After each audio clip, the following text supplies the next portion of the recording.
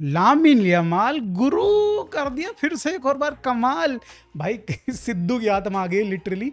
But कल की performance देखने के बाद भाई साहब सबकी आंखों से पट्टियां उतर गई भाई। जिन जिन ने बोल रहे थे कि फ्रांस में 2-3 लौंडे हैं जो कि भाई कहीं ना कहीं शाउट आउट डिजर्व करते हैं, गोल्डन बॉल डिजर्व करते हैं भाई, वो बैलन डोर डिजर्व करते हैं, तो उनके लिए बस एक ही चीज़ है मेरे पास डिजर्व करवाने के लिए, जो अभी मैं दे नहीं सकता भाई। दोस्तों चलो उसको साइड कर लेते हैं। बट भाई सीरियसली भाई, आप कल का मैच देखते हैं और आप देखते हैं भाई कहाँ है डेजरे डुए, डिजारे डुए, डिस्को डुए, दुए दुए, कहाँ है भाई? वो कहाँ है, किधर है? नहीं दिखा दोस्तों, नहीं दिखा, उतने अच्छे से नहीं दिखा।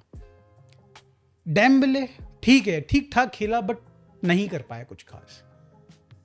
एम्बापे अगेन भाई, कितने 2024 के जून जुलाई के बाद से अगर आप टोटल गेम्स निकाले तो 7 गेम में 7 गेम्स आ रहे हैं, और न जाने कितने फाइनल्स में जाने का मौका या फिर कितने नॉकआउट राउंड में बाहर किया है एम्बापे और एम्बापे की टीम को। भाई सब क्रेजी गेम कल खेला लामिन यमाल ने। और जो उसने इंटरव्यू दिया था ना इस गेम से पहले, उसने बताया था कि ऑल दो वो कंसीडर करता है कि भाई एक प्लेयर जिसको बैलन डोर मिलना चाहिए उसका पूरा सीजन देखना चाहिए, उसका सिर्फ हाईलाइट नहीं देखनी चाहिए किसी गेम की, किसी बेसिकली कुछ महीने की, पूरा सीजन अगर आप देख सकते हो तो देखिए। बट अगर उसने ये भी बोला कि अगर आपको देखना है ना तो कल का गेम देखना, थर्सडे वाला गेम देखना, और उसने आते ही गेम में दिखा दिया भाई कि वो जो बकवास, जो यार एक तो 17 साल का लौंडा है, जब वो बोलता है ना तो बार्सिलोना सबसे ज्यादा फटती किसकी बता, बार्सिलोना फैंस की फटती, मेरी फटी हुई थी कि भाई ये जितनी बार बोलता है ना भाई, अगर ये नहीं प्रूव करेगा तो भाई क्या रेल बनेगी इसकी लिटरली। बट यार ये बंदा है भी तो क्रेजी, जो बोलता है वो करके दिखाता है, और जो नहीं बोलता वो तो करता ही करता है लिटरली भाई। तो कल के गेम में वही हुआ जो भाई उसने बोला, उसने परफॉर्मेंस उस लेवल की दी भाई, जो कि आई थिंक फ्रांस की टीम ने जो पिछली बार उसको यूरोज में जिस तरीके की परफॉर्मेंस उसकी देखी थी, उससे भी भाई काफ़ी ज़्यादा उसने बेटर परफॉर्म किया है और आउट स्मार्ट कर दिया है पूरा का पूरा। जो अपने राइट विंग में जो उसको डिफेंड कर रहा था, डेजरे डुए भी सही थोड़ा हेल्प कर रहा था, सबको भाई कहीं ना कहीं उसने आउट स्मार्ट कर दिया है। और उसकी हेल्प भी की है दूसरे बार्सिलोना के लौंडे पेड्री ने भाई, काफ़ी अच्छा पेड्री का भी गेम रहा भाई। I think one of the, अगर एक मोमेंट आप निकाल के देखें कल के गेम में पेड्री का, तो दैट टच जो उसने भाई आगे भागते भागते पीछे से ऐसे डुसुक करके भाई पीछे से टांग उठा के बॉल निकाली, क्या ही करता है बंदा यार, समझ में नहीं आता। And let me tell you भाई, जो बार्सिलोना के मैचेस नहीं देखते ना, this is not lucky kind of a moment जो उसने कल प्रोड्यूस किया।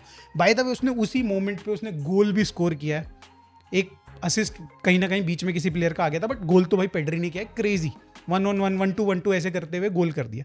बट दैट मोमेंट जो उसने पीछे से ऐसे करके उठा के जो बॉल निकाली भाई, that is something which he is doing day in day out in all the matches in Barcelona भाई। जब भी बार्सिलोना के मैचेस होते हैं भाई हमको ये देखने को मिलता है। अभी रिसेंट में महीना 1.5 महीने पहले की बात होगी, लेफ्ट विंग पे पेड्री खड़ा है, भाग रहा है आगे को, उसको पीछे से आई डोंट नो किसने, इनिगो मार्टिनेज ने बॉल डाली थी, काफ़ी लॉन्ग बॉल थी, लूपिंग बॉल थी, बंदा भागते भागते, जनरली क्या है लेफ्ट विंगर्स करते क्या है, या तो बॉल को आगे जाने देते हैं और उसको वहाँ पे कंट्रोल करने की कोशिश करते हैं, जिसमें होता क्या है कि सामने जो भी मतलब मिडफील्ड में जो भी सेंटर बैक्स होते हैं वो उनको टाइम मिल जाता है थोड़ा सा रिकवरी का, ठीक है। ऑन द अदर हैंड दूसरा ऑप्शन क्या होता है कि आप उसकी तरफ फेस कर लो, अपोजिट साइड कर लो, फेस मतलब पीट कर लो जिस तरफ आपको गोल करना है, और बॉल रिसीव करो और कंट्रोल करो और उसके फिर बाद में आगे बढ़ो। पेड्री भाई अलग ही लेवल पे है टच पे, बंदा भागते भागते कैसे पाँव से पीछे से, आपको याद होगा, बताने की इसको ही खास जरूरत है नहीं, बट पीछे से टच करके ऐसे कंट्रोल करता है जैसे कि मलाई हो भाई, मक्खन लगा हो बॉल पे ऐसे लग रहा है, या फिर उसके पाँव पे भाई, लिटरली इस तरीके के उसके टचेज हैं। और कल भाई मेरे लिए बिल्कुल भी शॉकिंग नहीं है जो उसने किया, वो ऐसा करता आया है पूरे सीजन भर और आगे करता रहेगा। बहुत crazy performance, Lamine Yamal crazy, Pedri की भी अच्छी परफॉर्मेंस रही। बार्सिलोना ने भाई, बार्सिलोना के प्लेयर्स ने भाई कल अच्छा गेम खेला मेरे हिसाब से तो, और स्पेन ने बहुत ही बढ़िया खेला। बहुत ज़्यादा इसमें बात नहीं करते हम, नेक्स्ट टॉपिक जो कि है निको विलियम्स भाई, इनकी केमिस्ट्री, इन भाई साहब की chemistry with our Barcelona players एक नेक्स्ट लेवल पे लग रही है भाई। क्यों नहीं बार्सिलोना ट्राई कर रही है इसको साइन करने का, ऑल्दो हमें रीज़न पता है, डेफिनेटली वेजेस का इशू है, बट आई थिंक अगर थोड़ा सा भी इसको कंसिडरेशन में लिया जाए, थोड़ा सा भी मस्का लगाया जाए, माहौल बनाया जाए, तो मेरे को लगता है कि भाई कर सकता है वो वेजेस अपने कम। बार्सिलोना को ट्राई करना चाहिए, बिकॉज कहीं ना कहीं अगर आप देखो कोई भी आप लेफ्ट विंगर उठा के लाते हो, beat Lookman, beat Luis Diaz, beat Rashford, थोड़ा सा मतलब रिस्क जरूर है, डेफिनेटली रिस्क जरूर है भाई। हर कोई इनमें से प्लेयर आता है और वो उसके लिए बेसिकली वो फ्रीडम, वो केमिस्ट्री, वो वेवलेंथ मैच करवाने वाला जो टाइम पीरियड होगा, सेटल इन टाइम पीरियड बोलते हैं जिसको, वो एक सर्टेन होगा। मतलब बेसिकली मान के चलिए 6 महीने से 8 महीने होगा। एम्बाप्पे जैसे भाई वर्ल्ड क्लास प्लेयर को 3 से 4 महीने लग गए थे किस तरीके से गोल करते हैं ये चीज़ समझने में रियल मैड्रिड में जब वो गया। तो भाई आप लेफ्ट विंगर कोई भी आता है तो उसको टाइम लगेगा, but with this guy Nico Williams मुझे ऐसा लग रहा है कि जैसे आप घर में अंधेरे में भी चल लेते हैं ना, आपको पता है कि आपका टेबल कहाँ पे है, आपका बेड कहाँ रखा हुआ है, आपका भाई चप्पलें कहाँ पड़ी हुई हैं, आंख बंद करके भी चल सकते हो लिटरली। वही सिचुएशन इसके लिए हो सकती है अगर ये बार्सिलोना में आता है। इसकी केमिस्ट्री विद पेड्री, गावी, भाई डैनी ओल्मो, फर्मीन, इन सारे प्लेयर्स के साथ बहुत बढ़िया और गहरा दोस्ती तो भाई हमारे को पता ही है लामिन यमाल के साथ है ही। फरहान के साथ भी अच्छे रिलेशन है, कुबारसी के साथ भी रिलेशन बहुत अच्छे हैं। तो मतलब कुल मिला के भाई मेरे को नहीं लगता कि उतनी प्रॉब्लम्स निको विलियम्स को होने वाली हैं। This guy should be our first priority अगर हम जा रहे हैं लेफ्ट विंग पे। देखो मैं समझ सकता हूँ कि बार्सिलोना यहाँ पे करना क्या चाह रही है, थोड़ा पैसा बचाना चाह रही है, डेफिनेटली पैसा बचाना चाह रही है। बट देखो हम लोग अगर एक ऐसे प्लेयर को लेके आते हैं जो कि काम नहीं करता, फ्लॉप हो जाता है, तो एक वो भी एक एडिशनल रिस्क हम ले रहे हैं अपने फ्यूचर के साथ। हमें पता है बार्सिलोना का टारगेट क्या है 2026-27 में, to go for a striker जो कि भाई बहुत बड़ा नाम है, like Haaland, could be Isak, could be Alvarez. इन 3 प्लेयर्स में से किसी के लिए बार्सिलोना जाने वाली 26 से 27 सीजन में, ठीक है, नॉट 26, मे बी 27 में जाएगी, बट जाएगी डेफिनेटली। आने वाले 2 साल के अंदर हम लोग एक साइन करने वाले बहुत ही बड़ा नाम, उसके लिए चाहिए होगा बड़ा पैसा। तो हम लोग जितने ज़्यादा सेव करना चाहते हैं कि भाई सेव कर लो, यहाँ से बच जाए, वहाँ से बच जाए, बट आप पैसे बचा के ना कचड़ा मत उठा के ले आना।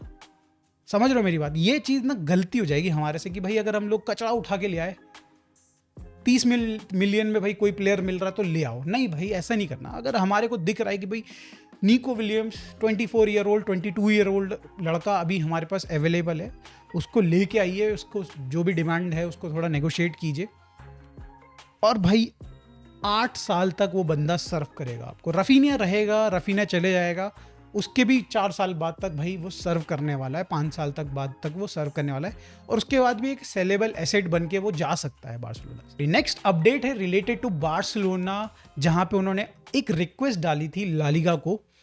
उन्होंने कहा था कि हमारे पहले 3 से 4 मैचेस अवे करवा दिए जाएं so that they can complete the construction of camp नु।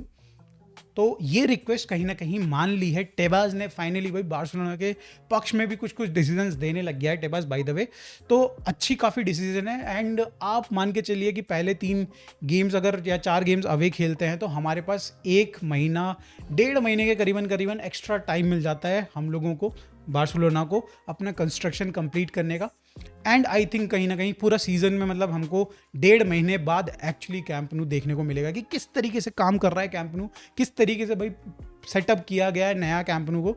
तो एटलीस्ट हम लोग फैंस एंजॉय कर पाएंगे 1.5 महीने बाद, आई बिलीव सो, जब सीजन शुरू हो जाता है। नेक्स्ट अपडेट है दोस्तों, बार्सिलोना 8 प्लेयर्स को सेल या फिर लोन करने के बारे में सोच रही है। एंड अगर आप इस लिस्ट में 1-2 नाम देखेंगे तो आप थोड़ा सा सरप्राइज डेफिनेटली हो जाएंगे कि भाई इसको भी सेल कर रहे हैं। भाई चलो ठीक है, कोई दिक्कत नहीं। सबसे पहले नाम भाई 2 बड़े नाम जो कि हैं कहीं ना कहीं लैंगले एंड देन ओरियल रोमेयो। आपको भी पता है भाई ये दोनों प्लेयर्स अभी लोन से आएंगे तो इनको हमें ठिकाने लगाना है। लैंगले को हमें पता है एथलेटिको मैड्रिड वापस जाना है तो उसको वहाँ भेजेंगे, कुछ भी डील मिल जाए देखेंगे क्या करते हैं। ओरियल रोमेयो का भाई हमें आइडिया नहीं कि क्या होने वाला है, बट उसको कहीं ना कहीं लोन या फिर उसको कहीं ना कहीं उसका कॉन्ट्रैक्ट टर्मिनेट करके कुछ तो करना पड़ेगा बार्सिलोना को। वहीं अगर बात करी जाए बाकी कौन से प्लेयर्स हैं, भाई पाब्लो टोरे उनमें से एक प्लेयर है जिनका स्टेटमेंट अभी रिसेंट में आता है कि भाई कहीं ना कहीं हंसी flick was not fair with him, जो कि उसको चांसेस मिलने चाहिए थे वो दिए नहीं गए। रीज़न क्या है आई डोंट नो। हमने एक बार बीच में डिस्कस करा था कि उसके क्लॉज था पाब्लो टोरे का कि भाई वो अगर एक set of number of minutes खेल लेता है, सेट नंबर ऑफ गेम्स खेल लेता फॉर बार्सिलोना, तो इतने गेम्स में 10 गेम्स में 1 मिलियन बार्सिलोना को उसके प्रीवियस क्लब को देना पड़ेगा। उस बात में कितनी सच्चाई है वो तो बात की बात है भाई, अभी तक क्लॉज कहीं भी सामने नहीं आया है। बट पाब्लो टोरे का नाम इस लिस्ट में डेफिनेटली है, पाओ विक्टर का नाम इस लिस्ट में डेफिनेटली है। वो भी चाहते हैं कि उनको गेम टाइम मिले, तो ऑब्वियसली वो जाएंगे कहीं बाहर, लोन पे जा सकते हैं, सेल भी हो सकते हैं, दोनों ऑप्शन हैं उनके पास। कहीं ना कहीं इनियाकी पेन्या एंड टर्ट स्टेगन के बारे में सबको पता है कि भाई ये दोनों प्लेयर्स भी जा सकते हैं। आंसू फाती के बारे में तो आप सबको पता ही है कि भाई मोनाको के साथ उनकी डील ऑलरेडी चली रही है, वो फाइनलाइज होने में बस कुछ ही दिनों की बात है। And then finally there is this name, जो कि भाई कहीं ना कहीं बार्सिलोना के ये जो हमने इतने सारी ट्रॉफीज जीती ना, उसमें से एक इम्पॉर्टेंट प्लेयर्स डेफिनेटली था। आप बोलेंगे कि नहीं, हाँ नहीं, but he was one of the players जिनके बिना शायद से नहीं जीत पाते। He is none other than Gerard Martin. जी हाँ दोस्तों, बार्सिलोना इज थिंकिंग अबाउट कि उनको लोन पे भेजा जाए। देखो, प्लेयर जैसा भी हो, अच्छा हो खराब हो, बट उसने 2 फाइनल्स तो बार्सिलोना के लिए खेले। आई थिंक इंटर मिलान के साथ उन्होंने सेमीफाइनल खेला, and then obviously Copa del Rey का फाइनल खेला, एंड देन ऑब्वियसली जो एल क्लासिको था वो भी खेला।